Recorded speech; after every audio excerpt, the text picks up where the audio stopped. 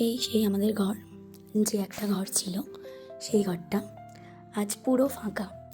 যেমন অবস্থায় এই ঘরটায় এসেছিলাম ঠিক তেমনটাই ঘরটাকে করে দিয়ে গেলাম।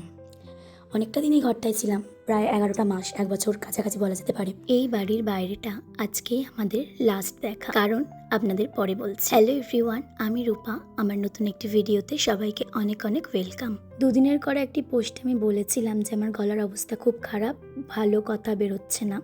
তো আগের থেকে এখন আমি অনেকটাই ভালো আছি, অনেকটাই বেটার ফিল করছি, তাই এই ভিডিওটা আজকে আপনাদের সাথে শেয়ার করছি। এই দিনটা ছিল শনিবার দুপুরবেলা। তো এই যে বলছিলাম না, এখানে আজকে আমাদের লাস্ট দিন, কারণ হলো আমরা এই অ্যাপার্টমেন্টটা চেঞ্জ করে নতুন একটি অ্যাপার্টমেন্ট নিচ্ছি। তো তার জন্য দেখুন রিন্টু এখানে বেডটা খুলছে, মানে বেডের ম্যাট্রেসটা নিচে নামিয়ে রেখে বেডের যাবতীয় জিনিসগুলো খুলে রাখছে, কারণ আগামীকাল আমরা নতুন অ্যাপার্টমেন্টে শিফট করব। এখানে ঘরের জিনিসগুলো মুভার্স দিয়েও মুভ করানো যায়, কিন্তু সেক্ষেত্রে প্রচুর টাকা লাগে। সাধারণত ঘন্টা অনুযায়ী বা মোট কাজের ভিত্তিতে তারা টাকা নেয়। যেমন আপনাদের একটা উদাহরণ দিয়ে বলি, যদি বাড়ির কাছাকাছি ধরুন 50 থেকে 100 মাইলের মধ্যে হয়, তাহলে একটা ছোট বেডরুম মানে 1 বেডরুমের জন্য তাদের চার্জ পড়ে প্রায় $400 থেকে $900, মানে ভারতীয় টাকায় যেটা হয় 35,000 টাকা থেকে 80,000 টাকা। আমরা এই সমস্ত কাজ নিজেরাই করে নিয়েছি। আমরা একই কমপ্লেক্সের মধ্যেই থাকছি, সেই কারণে এই কাজগুলো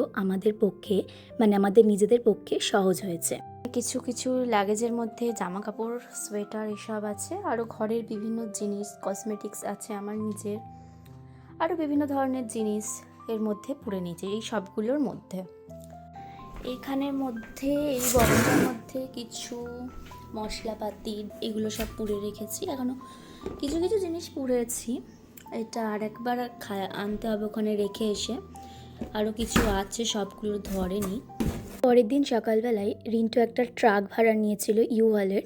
সেই ট্রাক ভাড়া নিয়ে সমস্ত জিনিসপত্র সেই ট্রাকের মধ্যে করে এই বাড়িতে নিয়ে আসছিল, মানে এই নতুন অ্যাপার্টমেন্টে। তার জন্য পাশের দুটো দাদাকে ডাকা হয়েছিল, তারা আমাদের একদম পাশেই থাকে, সেই কারণে ওদের হেল্প নেওয়া হয়েছিল যাতে 3 জনে মিলে ওই অ্যাপার্টমেন্টের সমস্ত জিনিসপত্র নিয়ে আসতে পারে। আর আমাদের ওই অ্যাপার্টমেন্টটা তো ছিল ফার্স্ট ফ্লোরে, আর এখন নতুন যেটা হয়েছে সেটা হলো সেকেন্ড ফ্লোরে, তাই সিঁড়ি দিয়ে ওঠার আমার তো একটা ব্যাপার আছে। প্রত্যেকটা জিনিসের থেকে সব থেকে ভারী হলো এই ম্যাট্রেস। এতটাই ভারী এই ম্যাট্রেসটা 3 জনে মিলেও যেন হিমশিম খেয়ে যাচ্ছিল। এই দেখুন এখানটার কি অবস্থা, সব জিনিসগুলো তো একে একে উপরে নিয়ে এসে রাখছে, আর প্রায় অর্ধেক জিনিসই বলতে গেলে নিয়ে চলে এসেছে। এরপর সবকিছু আস্তে আস্তে সাজিয়ে একটা পুরো রুম ট্যুরের ভিডিও আপনাদের সাথে শেয়ার করব। আজকের ভিডিওটি আপনাদের কেমন লাগলো অবশ্যই কমেন্ট করে জানাবেন। ভালো লাগলে একটা লাইক করে দেবেন। ধন্যবাদ।